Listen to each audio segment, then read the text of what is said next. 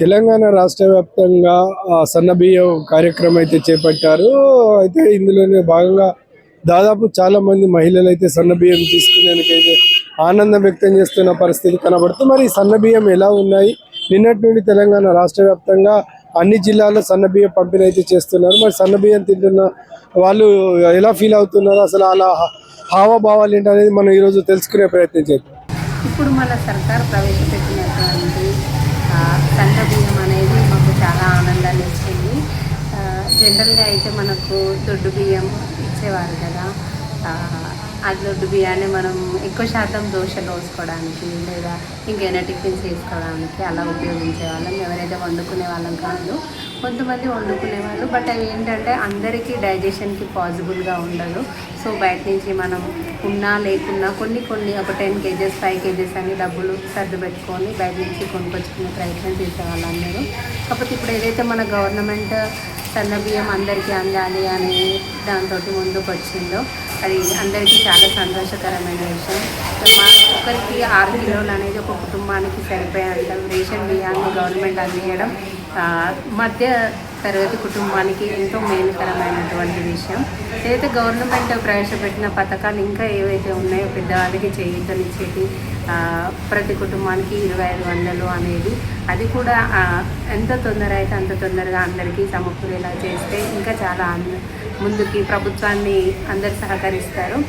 ప్రభుత్వం కూడా అందరి ప్రజలకి సపోర్టుగా ఉందనే ఒక ఆలోచనలో ధోరణితో ఉంటారు. పెద్దలకి 4000 పెన్షన్ అనేది కూడా తొందరలోనే అమలు పరిస్తే అందరూ కృతజ్ఞతలు తెలుపుకునే అవకాశం కూడా ఉంటుంది.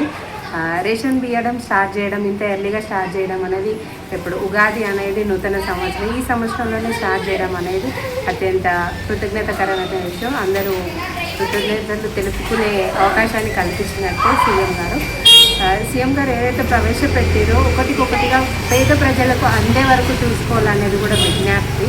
కొందరు ఏంటంటే రేషన్ బియ్యం కొనుక్కొని తీసుకొచ్చుకొని బయట కేజీ 15-12 రూపాయలకు అమ్ముకునే ప్రయత్నం కూడా చేస్తారు.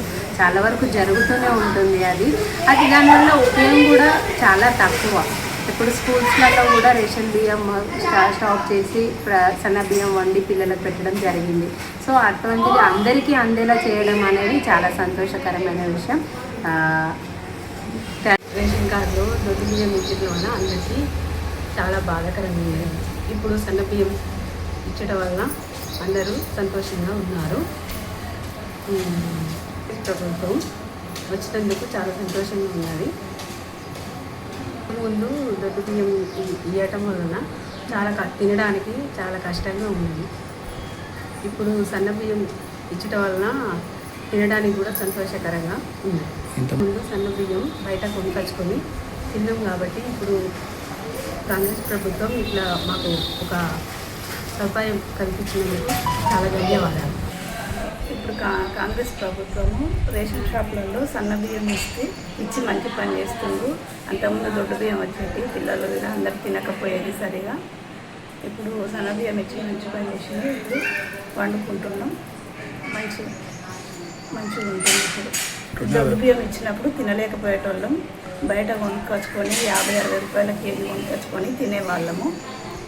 ఇప్పుడు ఈ ప్రభుత్వం ఇదొక పని మాత్రం బాగా చేసింది. ఫ్రీ బస్సులు పెట్టి అదొకటి ఇది చాలా బాగా చేసింది కాబట్టి సంతోషం. నా పేరు కిషోర్ కుమార్. ఇంతకుముందు చాలా దొడ్డు బియ్యం ఇచ్చేది మా ప్రభుత్వం.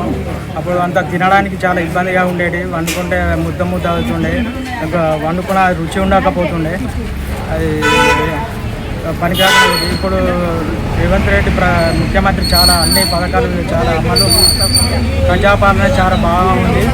ఇవాళ సన్న బియ్యము పథకాన్ని ఓపెన్ చేసి అందరికీ మంచి బియ్యం అందిస్తున్నారు. చాలా సన్నగా ఉన్నాయి, తెల్లగా ఉన్నాయి, చాలా రుచిగా కూడా ఉంటాయి కావచ్చు అని అనిపిస్తుంది. పోయి అనుకుంటే బాగా అనిపిస్తుంది.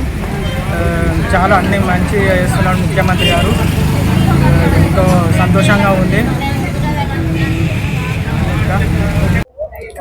చూసారుగా తెలంగాణ రాష్ట్ర వ్యాప్తంగా సన్న బియ్యం పంపిణీ వేగంగా జరుగుతుంది. అయితే ఇందులోనే భాగంగా సన్న బియ్యం తీసుకున్న మహిళలు అయితే చాలా ఆనందం వ్యక్తం చేస్తున్న పరిస్థితి కనబడుతుంది. చాలా బాగున్నాయి, బియ్యం రైస్ కూడా చాలా బాగున్నాయి. మనం బయట సన్న బియ్యం కొనుక్కొచ్చుకున్న లాగే ఉన్నాయి. గతంలో అయితే దొడ్డు బియ్యం చాలా గట్టిగా ఉండేది. ఇప్పుడు ఈ సన్న బియ్యం చాలా మంచి అన్నం అవుతుంది. పిల్లలు కూడా ఈజీగా తినడం, డైజెషన్ అవడానికి కూడా చాలా బాగుందని చెప్తున్న పరిస్థితి కనబడుతుంది. కాబట్టి ఈ సన్న బియ్యం తీసుకునేందుకైతే చాలా మంది బార్లు తీరుతున్న పరిస్థితి కనబడుతుంది.